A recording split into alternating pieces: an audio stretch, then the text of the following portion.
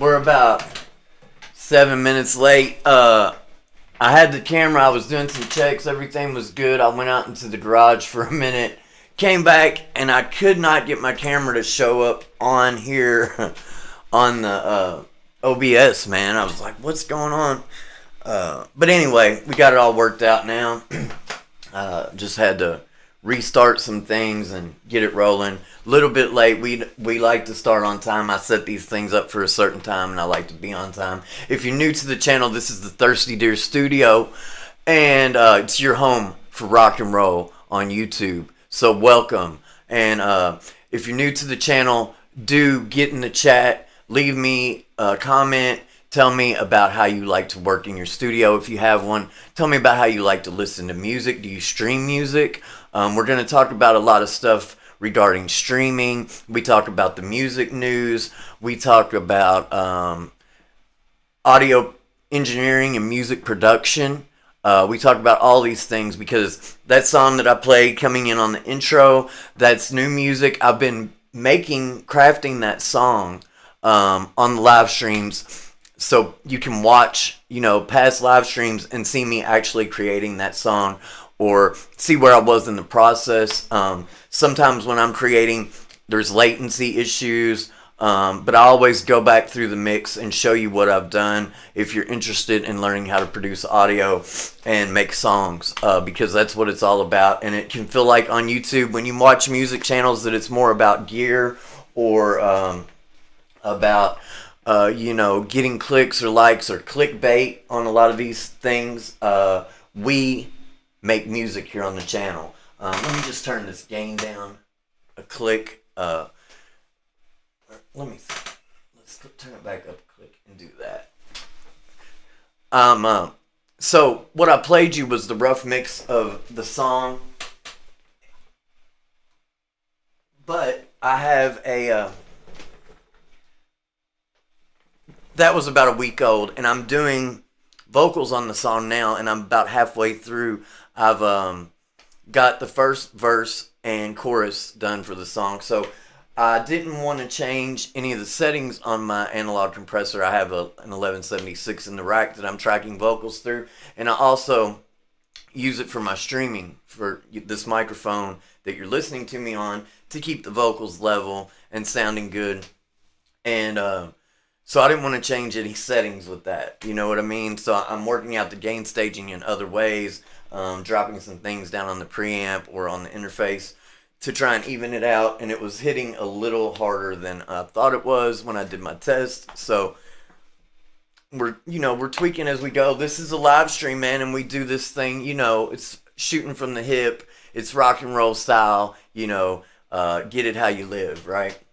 So let's get into some music news. It is October 19th, 2025. And we're going to talk about some things in the news. And then I also like to talk about some things that happened historically in music. And if you're into the 80s, which the 80s seems to be making a hell of a comeback right now, there's a lot of stuff that I'm going to be talking about historically that happened in music from the 80s on October 19th. So we're going to talk about that as well.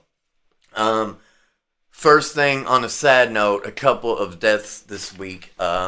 First of all, if you're a guitar player, Ace Frehley from Kiss passed away.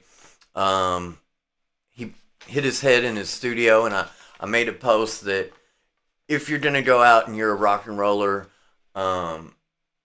in the studio, with a mix or a guitar in your hands, next to being on stage live is probably the way you want it to happen.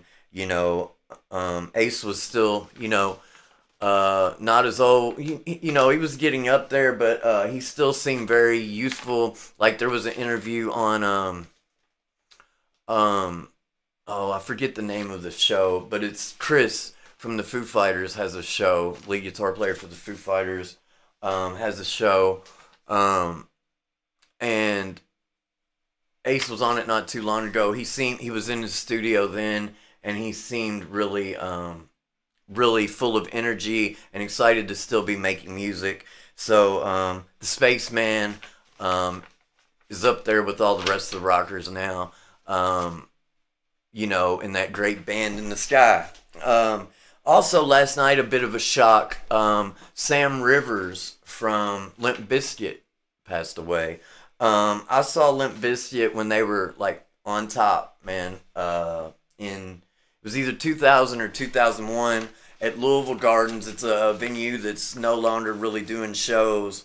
I hope they bring it back. The building's still there, and they it was Memorial Coliseum. Anyway, I'm getting off track, but it's a great place to see shows. I saw Stained and Limp Bizkit in 2000 or 2001.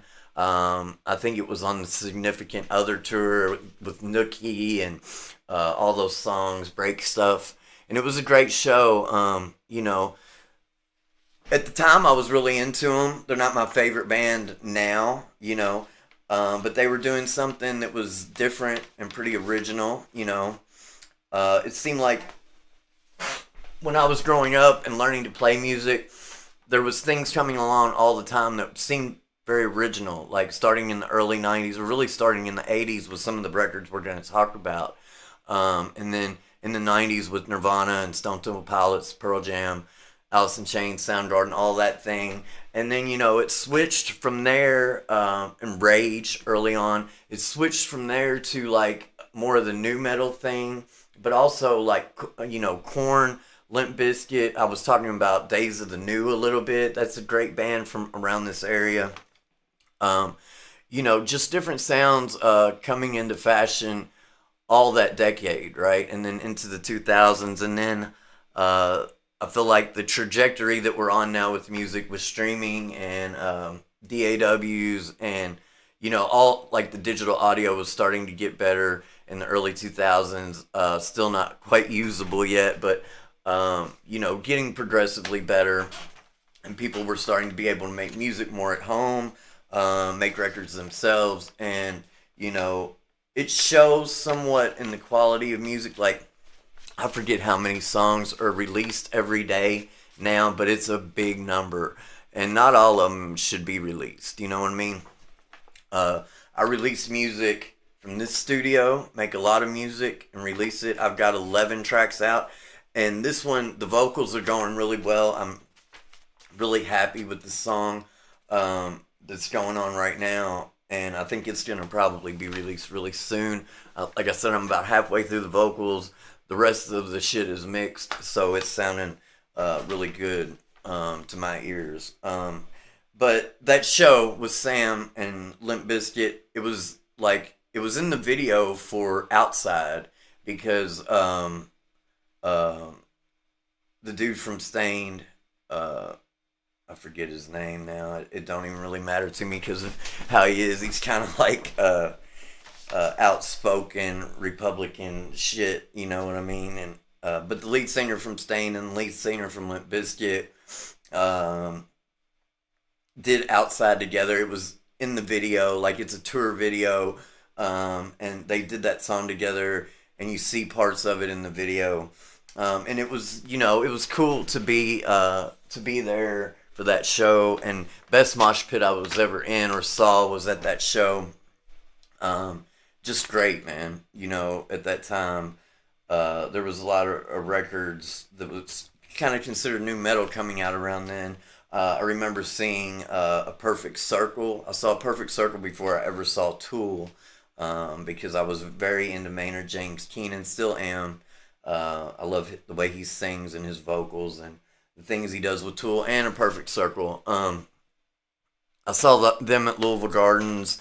A lot of great bands back then. They used to have a festival called Gobblestock. If you're from Louisville or know anything about Louisville, Gobblestock was cool. A bunch of bands on the lineup. Like, I saw Godsmack right when their first album came out. Like, nobody knew who they were. I knew who they were because I heard their shit, but it was a really great time to see Godsmack when nobody knew who they were really around here. And then D'Angelo also passed away. So D'Angelo was cool. He was a guitar player as well. We play a lot of guitar on the channel. I've got, the sounds ready if I decide to pick up the guitar. I never know what we're going to get to on the live stream. I like to keep that vibe of just shooting from the hip, off the cuff, talk about whatever pops in my mind at the time. I probably, like, I had to reset my camera, and I was just thinking I probably don't have my expander on anymore. So if you hear any noise in the background, usually I take care of all that, but I had a little glitch with the camera. I don't know, because it's going through the audio device, so it might still have the expander on. We'll have to see. But anyway, regardless, I'm getting sidetracked. I've got 100 different things running around in my mind right now. Right up until the live stream, I was working, so now I got zoomed in on. That's cool. I've got a cool webcam up here it's on a gimbal, or not a gimbal, but I guess it is. It'll follow me around the room, and it'll zoom in if I do little hand gestures and stuff. Maybe we'll zoom in, get it close up, but I can back it back up like this. And it's a cool little camera. If you're want to get into streaming and want a great webcam, like the ones in the computer are pretty good now. But this is an Osbot Tiny 2. My computer's a little bit older. I wanted a better webcam situation for the streams. And really for the long form videos too. Since I've been doing streaming, I've really been neglectful on the long form videos because I've been enjoying this so much. And I've been wanting to see if I can get my YouTube numbers up even more by doing streaming. And I've got a few ideas for videos, but since I've started streaming, I've only put one video out, and it was the music video for the last song that I did, which came out about a month ago. And I always take video as I'm tracking in the studio, like tracking drums, tracking guitars, and I make a video, putting vocals on. Sometimes I'll sing the vocals after because I do multiple takes of my vocals, as everybody does, and then I'll just sing to it afterwards, record it, so I get a cool little video, something else to put out with the music, right? So I put that video out since I've started doing the live streams, but I want to actually do a studio tour. I've been thinking I'm going to upgrade the studio to 16 channels from 8, but it's like, I'm really digging my sound, and there's a lot of gear I want to add. I want to add a stereo compressor. I want to upgrade to 16 channels. I think I'm going to get the new SSL interface, the SSL 18. So that's 8 more channels, and it's got a lot of cool features. And you always want to get things even more dialed for your studio tour, I guess. But it's good to put one up. I've put out 11 songs with this current rig, or even not as much as I have now on some of it, the early stuff. And it's cool to see a document of where you are at a certain place in time, right? So if you're new to the channel, subscribe to the channel, hit that like button. Let's get into the news a little bit more. I'm just talking about how I work in the studio too, talking about how things go, like the webcam, that Osbot Tiny 2, great camera, right? I spoke about this on the last live stream. So all of the heads of the big music companies or record labels, and Spotify, Warner, Universal, Sony Music, all of these labels and streaming platforms have all gotten together.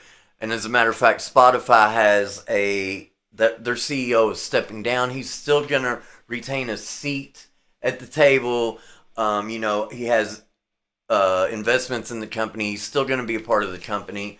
But Daniel Ek is not CEO anymore. And they have 2 new CEOs coming in. And all these corporations have gotten together, and they're going to focus, they say they're going to focus on artist-first AI tools.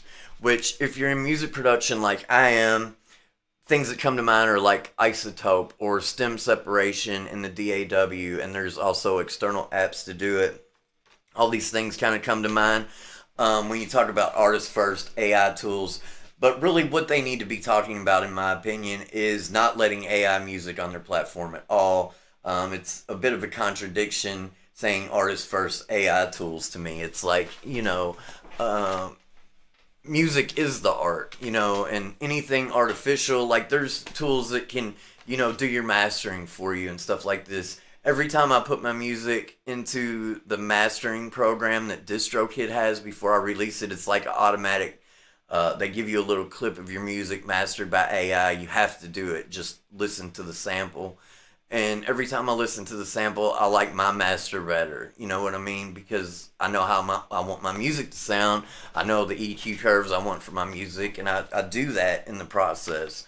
But all these people, or all these companies, Spotify, Sony, Universal, Warner, are all supposed to be focusing on AI tools. So it will be cool to see what comes of that. And where AI goes. They could really shut down AI on their platforms if they wanted to, and it's what they should do. They're already not paying artists shit, and if they let AI into the fold, then artists will be getting an even smaller slice of the pie. I talked about the other day, I've got 11 songs up since the beginning of 2024, and I've made $17.10. It's probably $1 or $2 more now because that was from August, was my last update on my, it takes the streaming services about 2 to 3 months to report, and there we go, zooming in again because I talk with my hands. All right. Next in the music news for today, before we get into these historical things that happened in music, big 80s stuff going on October 19th, we're going to talk about. But Slipknot sued for their domain name slipknot.com. An anonymous group or person has had that domain name since Slipknot was a band. They could never get that domain name, I suppose. Their URL, and they've been selling merch on that domain name slipknot.com, but it's not Slipknot. So Slipknot has sued as of today to get that domain name back. So when you go on right now, if you want to buy some Slipknot merch, just know that you're not buying from the band on slipknot.com. But hopefully that'll change soon. They should have that domain name. That's their band, especially if the person who has it, is selling merch. I mean, if they were selling ropes or something, yeah, maybe let them keep it. But they're selling Slipknot merch, so people were thinking they're buying from Slipknot. Just crazy, right? That people have to fight for their domain name when it's a band. It's like a lot of ways artists can get fucked over now, and it seems like all of them are happening.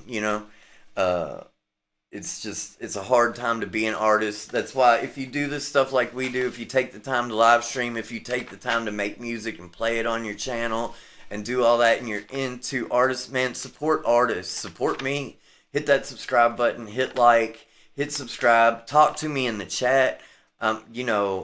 The best thing that can happen on these chats for me is to get interaction. That's what I'm all about. So if you're watching the stream, get in the chat, holler at your boy, and talk about anything. I'll talk about anything you want to talk about. It doesn't have to be music related. So let's get into a little bit of, you want to hear a guitar sound just to break it up a little bit, do something different? Let's play a little guitar. This is digital. I don't have the amp on tonight, or none of the amps. I got a Trimo Verb Dual Rectifier over there, and I have a 67 Twin Reverb over there. But let's listen to some sounds, just so you can hear what I got going with the guitar. Let me turn off that delay.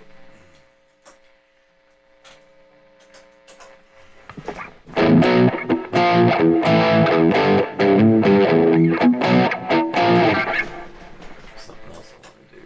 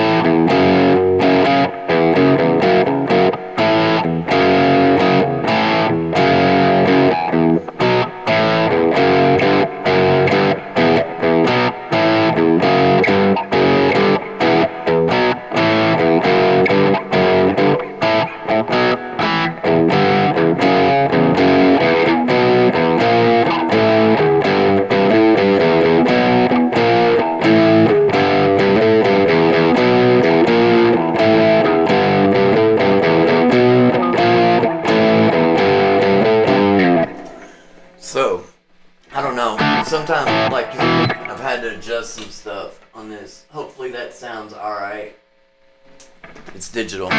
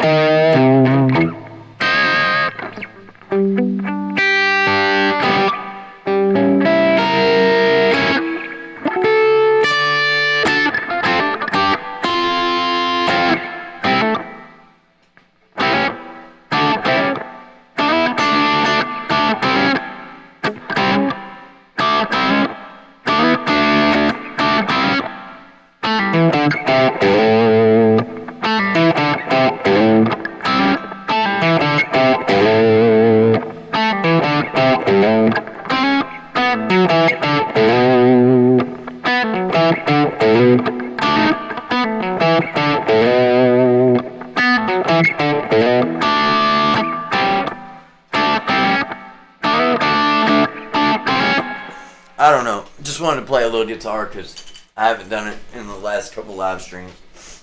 Let me turn off this digital amp. Like, I keep my headphones and stuff down low, so this mic don't pick them up, and sometimes I can't tell how good my guitar sound is with the headphones down low. And I was tweaking the gain situation on the interface because I've got a kind of complex situation going into the interface. I'm going through 3 mic preamps and a compressor. So one mic preamp, actually 2 mic preamps on this because I'm going into one, into the compressor, then back into another mic preamp, and then a mic preamp for the DI guitar. So it's a little bit much, you know, but and then I had the camera issue, you know. It's great though, man. It's what's cool about streaming because you get a real picture of what goes on in studios and shit, you know. So let's get into some of the stuff that happened historically on October 19th. I've been holding this drink, wanting to take a drink, and I've been talking because that's what you do on a live stream, baby. All right. So, this one's big for me, man, because this is one of my favorite records of all time. This day in 1979, Tom Petty and the Heartbreakers, Damn the Torpedoes came out, man. Shelly Yakis engineered this record. Great sounding fucking record. Refugee, Don't Do Me Like That. Great songs on this record.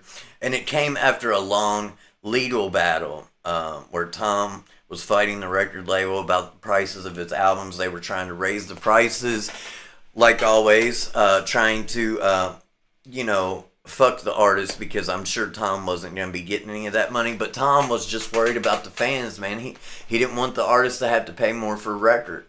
And, you know, Tom was cool like that. Miss Tom Petty, too. You know, all these great artists, man. I wish they were still around. A lot of them. I love Mike Campbell, man. I've done some Mike Campbell videos on the channel, too. Actually, I did one, it's called The Legend of Mike Campbell. It's probably still my most viewed video on the channel. It had around 15,000 the last time I looked at it. It's a great video on Mike Campbell. Check it out on the channel after the live stream or whenever. And then I've got Mike Campbell's book back there as well. I just got that this summer. Just came out this summer. And I did another video talking about that book some because it's a great book and I wanted to talk about it. In 84, on October 19th, one of the great rock and roll movies came out, Stop Making Sense from the Talking Heads. And this was a unique movie because it didn't feature any crowd shots or any backstage shots. It was just a band playing music on stage. I don't know if I've seen the whole thing, but I know I've seen bits and pieces of it. And it's a cool movie. You know, it's kind of a triumph of like the genre, you know, like you know, they did it their way and it's a great movie, right? They kind of broke the mold with it. So really cool movie.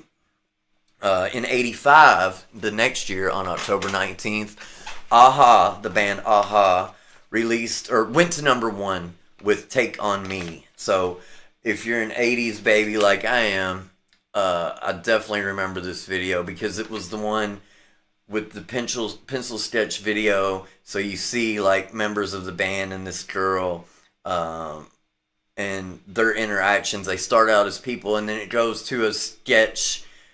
The rest of the video looks like it's a sketch drawn on paper, like sketch paper, but it's moving in real time, and just a cool video. Go check out the Aha Take On Me video if you're young and haven't seen it. And the type of that pencil sketch motion video is called rotoscoping.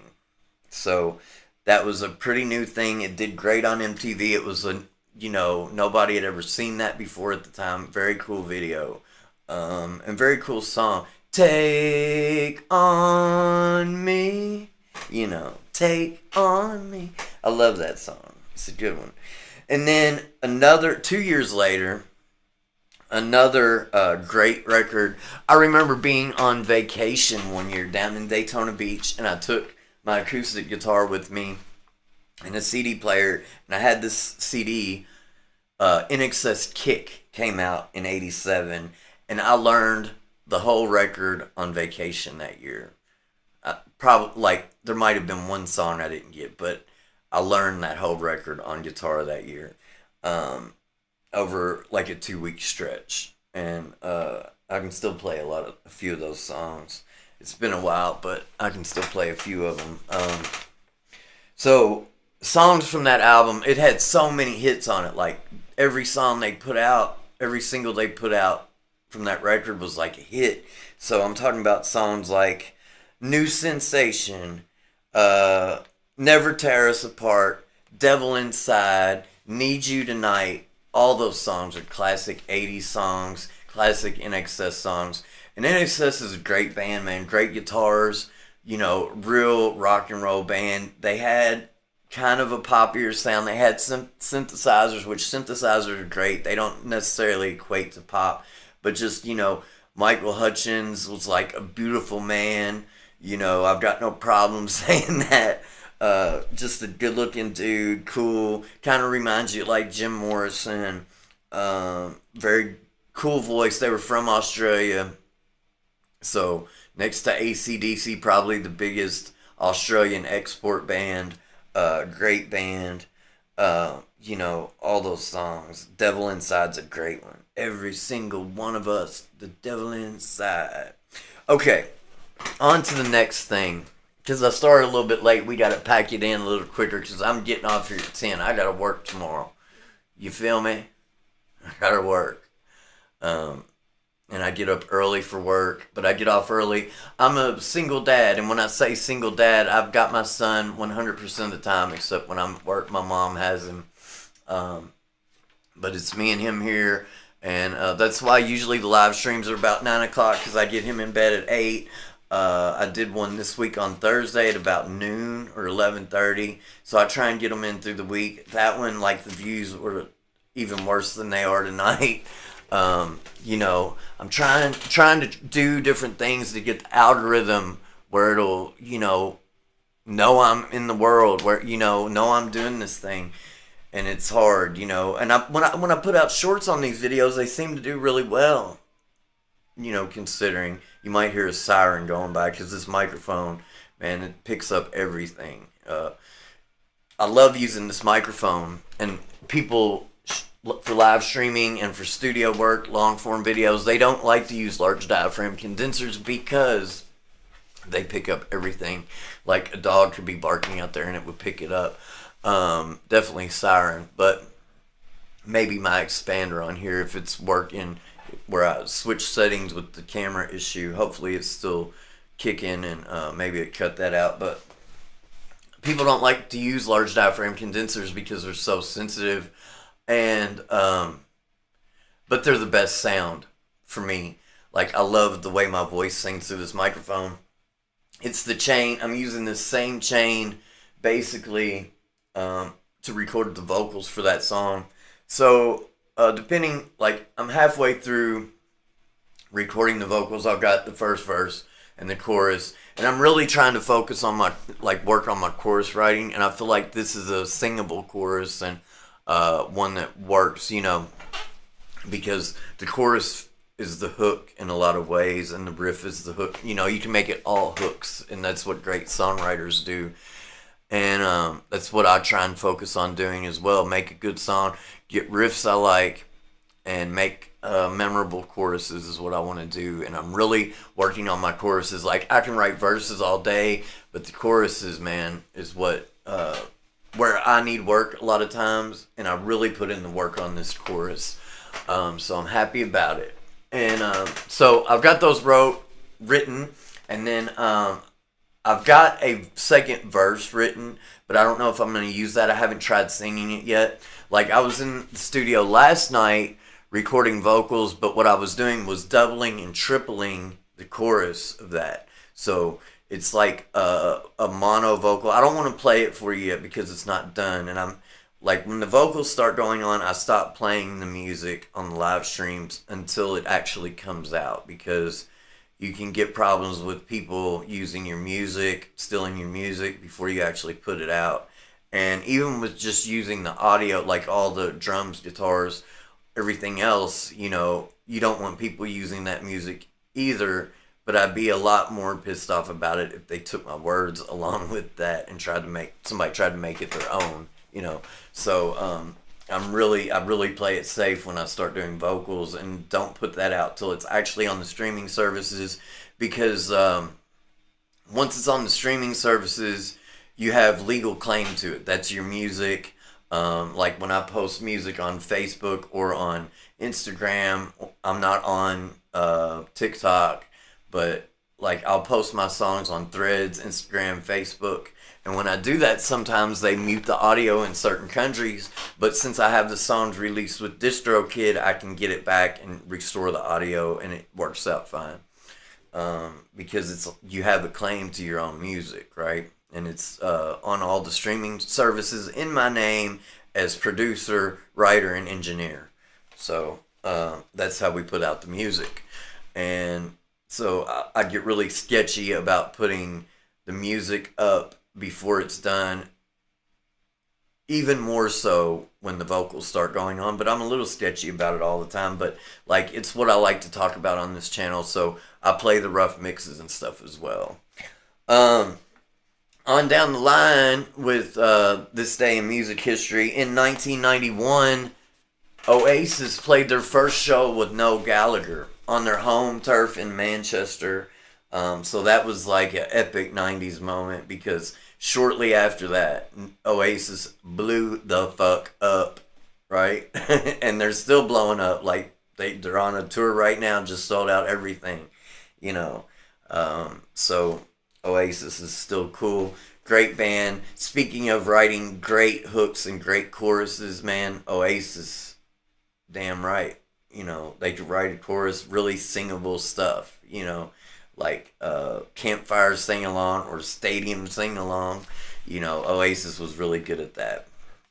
So if you check out the video, if you're on here while I'm doing this thing, get in the chat, talk to me, let me know some of your favorite music history moments and some of the ways you produce music, if you do, how you work in your studio. Are you a guitar player?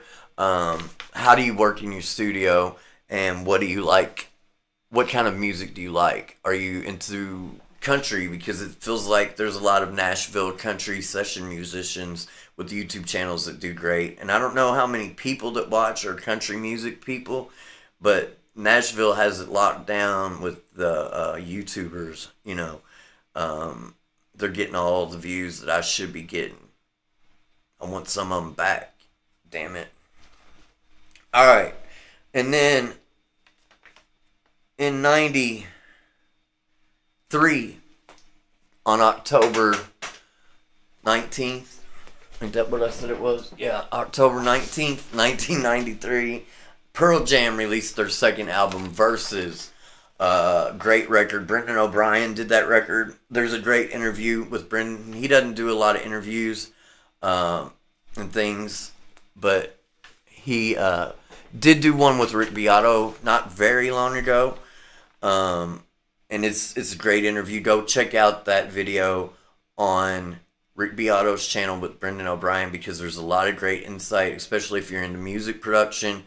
Go check out that video. It's a great one, and Brendan doesn't do a lot of videos. Like, Brendan's really cool. He played lead guitar on the Black Crowes' Hard to Handle. He played like pump organ, Leslie, different things, organ parts on this Pearl Jam record, Versus and Vitology, I think. So, songs off this album, and I've seen Pearl Jam 4 times. I love Pearl Jam. My most recent concert probably was Bourbon and Beyond a couple years ago in Louisville. Pearl Jam was the headliner for that. Another great artist on that was St. Vincent. It was really cool to see her because I'm into her and how she works in the studio. She's got really great gear and does really cool things. And she does it all herself. I think she brings in a producer, but like when she's doing her pre-production and stuff like that, it's all her getting these songs ready, and they're great, man. Really great style on with St. Vincent. That's another cool video to check out. There's a Reverb video with St. Vincent. Go watch that video. Like Reverb, where you sell gear and buy gear. They have a YouTube channel, and there's a St. Vincent interview with her in her studio showing some of her gear and the way she works. That's another cool video. Go check that one out. So songs from that Pearl Jam record. The second one, Versus, Go, not Why Go. Why Go was the first record. This is just Go. Oh, please don't go out on me. Don't go on me now. And then Daughter, Animal, Dissident. Those were the big ones off that record. And like I said, Brendan O'Brien made that record with Pearl Jam. And then let's talk about 1995 on October 19th. Nirvana was at number 1, and Kurt had already passed away the year before in 94. And the record was from the Muddy Banks of the Wishkah, a live album. And a cool live album, very cool. I think it was from that In Utero tour. I think it was. It could have been an earlier one. I can't even remember. It's been a while since I've heard it, but that's a great Nirvana record, live record. And everybody was still kind of in shock from Kurt passing away, in the tragic way that it happened. And, like, what would Kurt Cobain be doing right now? We'll never know, Another, it's like, now we're reaching this point where all the music I grew up on, all this great music, those people are starting to pass away, and like it's coming quickly. And it's not just the ones that are up there now, like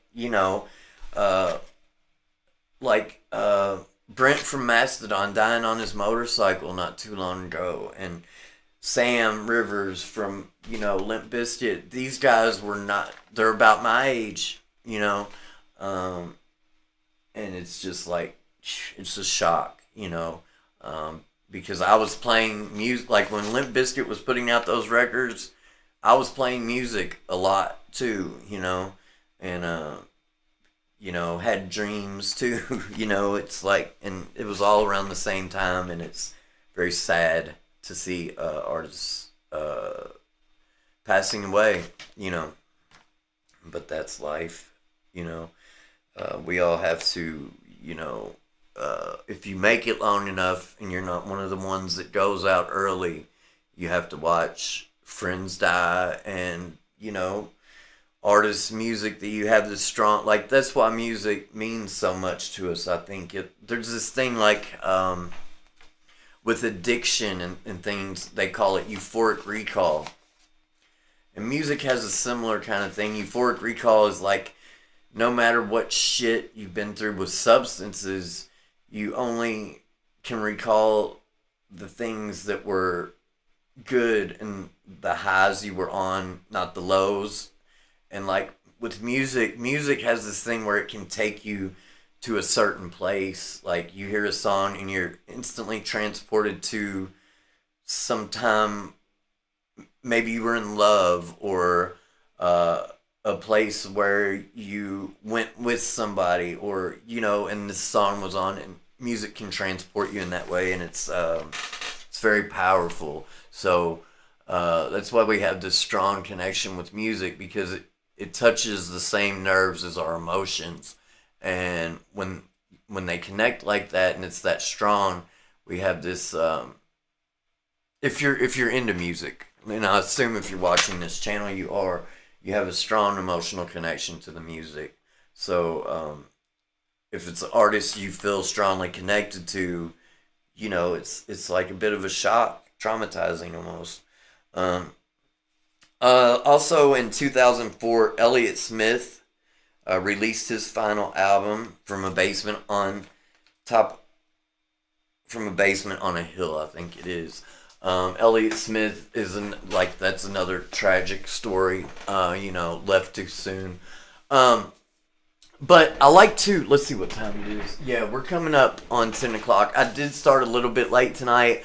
I haven't had a lot of people in the chat, which means, or, catching the video live, which means YouTube isn't, the algorithm. I'm invisible to the algorithm tonight. It happens. Sometimes I get some views on the channel, during the live stream. Sometimes people are in the chat. A lot of times, I do it at weird times too, but I'm going to keep rolling with these things 2 to 3 times a week. So if you like music and you like this kind of content, we do guitar things, we listen to mixes, sometimes we track guitars or bass. I've done a few where I've been setting up mics to track drums. I don't usually track drums on the live stream because there's usually some latency things, and with OBS, it'll mess my drums up where I'll have to do a lot more editing, because I'll have OBS causing spikes, to where my drums get off time, because if the internet spikes, then if I have any plugins at all, which usually I don't, but even if you don't, just the CPU spike causes latency with the drums, so that's another edit or bunch of edits I would have to make. So that's how I work on the channel.